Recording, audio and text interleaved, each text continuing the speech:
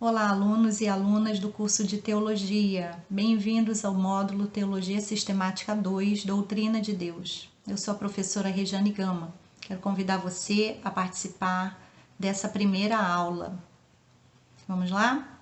Bom, hoje vamos falar sobre introdução ao conceito de Deus. Eu quero começar com a questão da existência de Deus.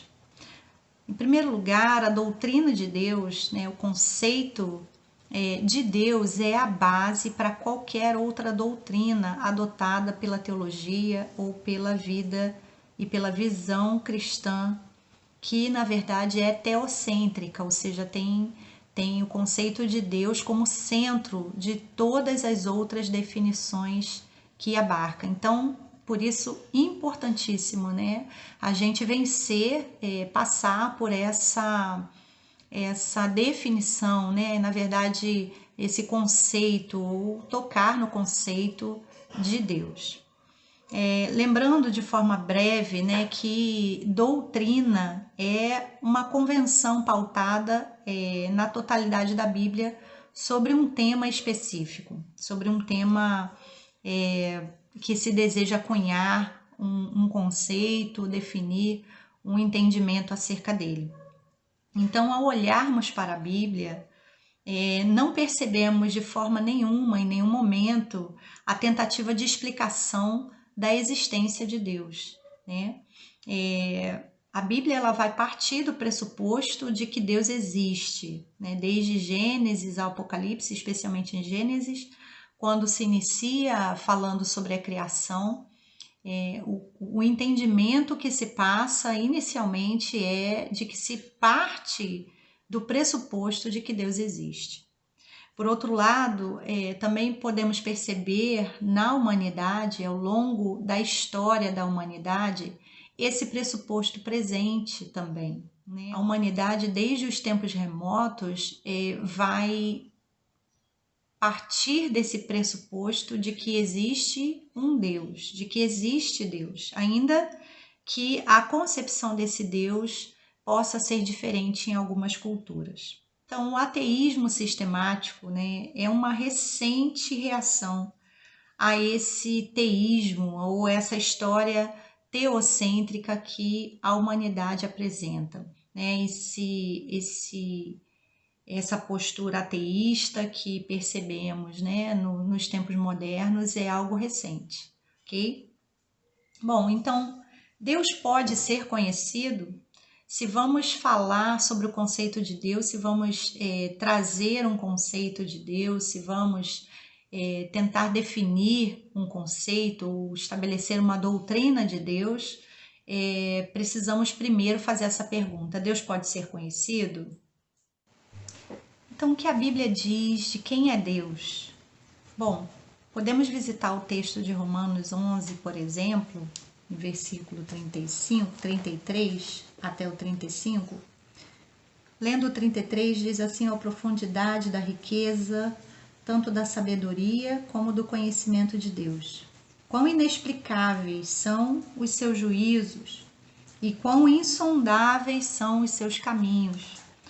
Ou, por exemplo, no Salmo 145, versículo 3, que diz: grande é o Senhor e muito digno de ser louvado, e a sua grandeza é insondável. Aqui nós podemos perceber uma revelação da Bíblia acerca de quem é Deus. E essa categoria, né, nominada por insondável, expressa aí por exemplo, nesses dois textos que lemos, traz essa infinita distância entre o ser humano e Deus, né? Insondável, né, nos remete àquela sonda, né, a sonda que é capaz, seja a sonda marítima ou terrestre, que é capaz de ir na profundidade, né, de onde ela está sendo colocada, para discernir e conhecer o terreno, o território onde ela está. E a sonda, por mais profunda, né, por maior que possa ser, por maior capacidade que ela tenha de chegar à distância ou à profundidade para conhecer o território, né, no caso do texto bíblico vai se referir a Deus como impossível de ser sondado, ou seja, alguém que é impossível de ser totalmente conhecido. Deus é insondável e ele é inacessível ao nosso conhecimento pleno, então é impossível nós conhecermos a Deus plenamente. Tomás de Aquino vai trazer o conceito de Deus como uma referência última, alguém imutável. Na verdade, ele é esse ser essencial, né, que vai emprestar, né, a sua ontologia, vai emprestar do seu ser para toda a criação. É o que, por exemplo, Karl Barth vai chamar de o totalmente outro, ou seja, é alguém diferente, é alguém que não é igualado ao ser humano. Então, se Deus não é igualado ao ser humano, esse ser humano também não pode defini-lo, não pode contê-lo, não pode trazer um conceito pleno, né? Porque esse Deus, ele é insondável. Então não podemos conhecê-lo totalmente. O texto de 1 Coríntios 13:12 também vai falar sobre isso.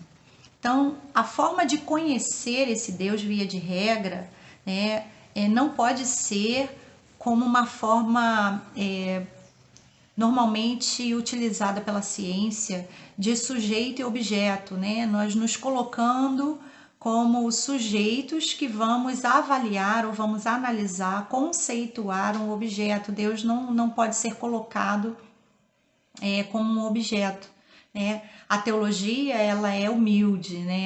Ela não coloca Deus como objeto, mas sim também como sujeito. Então, não pretende de maneira nenhuma objetar, né, a Deus, mas reconhecê-lo como sujeito, e um sujeito outro, um sujeito insondável, um sujeito maior, mais imponente, um sujeito soberano, né? E assim, a forma de conhecer Deus é somente pela sua própria revelação, é o que ele revela de si, é o que ele se deixa ver, é o que ele se deixa perceber, o que se deixa conter, né, por nós seres humanos. Então, é o que ele revela de si. Melhor conceito, então, que a gente pode alcançar de Deus é via os seus atributos, é via a sua revelação, né? Os atributos, então, os atributos de Deus, atributos divinos, são essas características essenciais de Deus que são expressas nas Escrituras. Bom, para entendermos melhor, né, essa insondabilidade de Deus, essa distância entre o ser humano e Deus, nós precisamos tocar no tema da santidade, né? Santidade como um pressuposto, santidade como um dado já colocado anteriormente a qualquer possível definição, a qualquer possível conceituação de Deus. O termo santo, na verdade, é tomado como sinônimo de Deus, né? Deus é santo. Trata-se do pressuposto da ideia de quem Deus é, né? Deus é exaltado, Deus é soberano em relação ao mundo, em relação aos seres humanos. Então, há uma linha demarcadora definida entre o divino e o humano, né? Não se pode ultrapassar essa linha. O ser humano jamais será como Deus, né? Será Deus. O termo santo é tomado como sinônimo de Deus. Trata-se do pressuposto da ideia de Deus. Deus é exaltado, Deus é soberano em relação ao ser humano, em relação ao mundo. E há uma linha demarcadora, né? Uma linha definida entre o ser humano e o ser divino. Então, santo não é, como muitas vezes se acaba definindo, uma perfeição moral, né?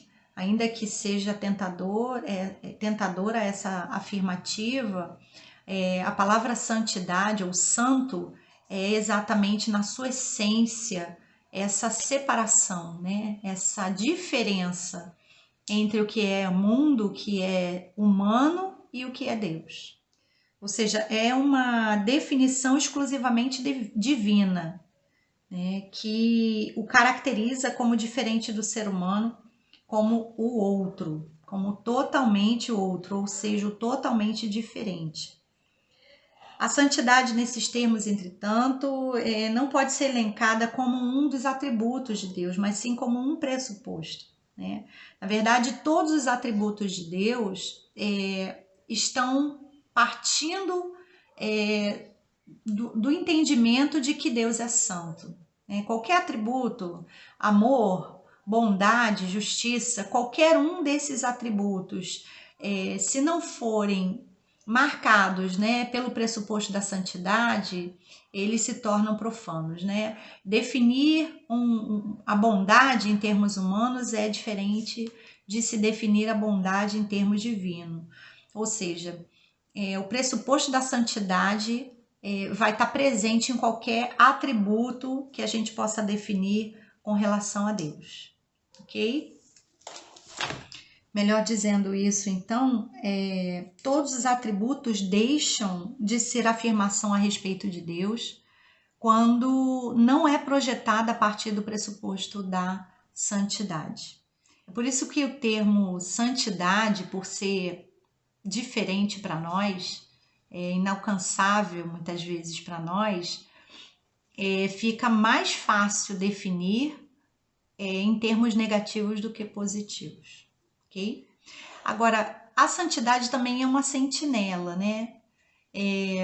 É um pressuposto e também uma sentinela, porque é uma proteção do conceito de Deus para resumi-lo, né, a uma categoria ética ou moral. Deus ele não se resume, né, a uma categoria ética e moral que é volúvel, né, que é mutável. A própria palavra, a própria escritura vai dizer que Deus é imutável, né, como um desses atributos. Ou seja, dizer que Deus é santo, na verdade, é dizer que Deus é Deus, né? E que ele não se adequa, ele não cabe, ele não se resume a uma categoria ética ou uma categoria moral, certo? Deus é santo, pois dele dependemos de forma absoluta e ele jamais estará sobre o poder humano, ao contrário, nós estamos debaixo do seu poder, ok? Então, Deus é revelado, ao mesmo tempo é escondido, né? O racionalismo e o misticismo muitas vezes têm em comum, né, o fato de, a partir da sua própria perspectiva, reduzir a santidade de Deus à esfera humana, né? Por um lado, transformar pelo racionalismo, fazer Deus caber, né, nas categorias humanas, né, pelo racionalismo, ou, por outro lado, tentar fazer o ser humano caber nas categorias de Deus pelo misticismo. Tanto um quanto o outro, na verdade, está falseando, né, quem Deus é de verdade. Então, a santidade de Deus é algo exclusivo dele, né? Deus é santo. Bom, passando agora para a tensão e a unidade desse conceito de Deus, né? Se a gente falou que a melhor forma de conceituarmos Deus é a partir dos seus atributos, nós podemos então agora tropeçar, né, em uma questão importante, que é essa tensão, mas também a unidade que está dentro desse conceito de Deus. Por que isso? Bom, se a gente vai passar a olhar para os atributos de Deus, nós vamos perceber 3 ideias básicas constantes, né, nesses atributos que seriam o poder, o julgamento e o amor, né? Essas 3 ideias, elas geram tensão entre si, né? Muitas vezes de difícil conceituação, de difícil pacificação com relação à teologia, né? Por quê? essas três ideias trazem um difícil consenso, né? Porque existe tensão entre elas. Agora, por vezes, a teologia acaba adotando duas posturas, né, básicas. Uma de ladear, né, esses termos, colocá-los lado a lado, né? Deus é justo, Deus é poderoso, Deus é amoroso, mesmo quando elas contêm uma tensão entre elas, mas colocá-las lado a lado sem tentar resolver essa tensão. Por outro lado, isso seria racionalizar, né? E por outro lado também seria tentar justificar uma com a outra, né? Na verdade, é chamado essa postura teológica de acomodação, né, dessas ideias, né? Tentar acomodá-las, ajustá-las de forma que esconda ou falseie essa tensão que existe, tá? Eu quero dar alguns exemplos que constam lá no nosso livro básico, né, desse módulo, lá na página 109, que diz assim, por exemplo: como pode coexistir o amor de Deus pelos homens e a sua condenação radical pelo pecado? Olha, essa pergunta, né, dentre várias outras, vão revelar essa tensão entre amor, poder, amor, justiça, né? E vão desafiar, né, essas ideias dos atributos de Deus para trazer um conceito, para definir um conceito acerca de Deus. Bom, entretanto, acomodar, né, essas ideias seria, como eu já disse, uma falsificação do conceito de Deus, né? A tensão ela é inevitável, mas ela não destrói, por outro lado, a unidade, né, na pessoa de Deus. Como é que a gente pode resolver isso? Bom, é porque essa tensão tem um centro.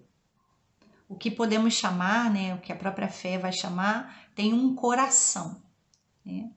O coração dessa tensão, dessas ideias é o amor. O coração do conceito de Deus é o amor, né? Lutero vai dizer, né, que sobre a natureza de Deus, né, que ele é puro amor. Então, a base, né, o coração, o centro do conceito de Deus está nessa chave do amor. Por fim, diante dessa introdução, né, fica para nós alguns questionamentos, especialmente com relação à representação que temos de Deus. Por ser por ser Deus insondável, por ser Deus inacessível, quando ele não se revela, né? Por ser necessário que Deus se revele para que possamos ter conhecimento dele, e por ser Deus, né, algo que é santo, diferente de nós, muitas vezes somos levados, né, a tentar representar Deus, tentar conceituar Deus a partir das nossas próprias definições, das nossas próprias conceituações, né, das nossas limitações. Então, vem com isso o risco de termos representações equivocadas acerca de Deus. Isso é possível, né?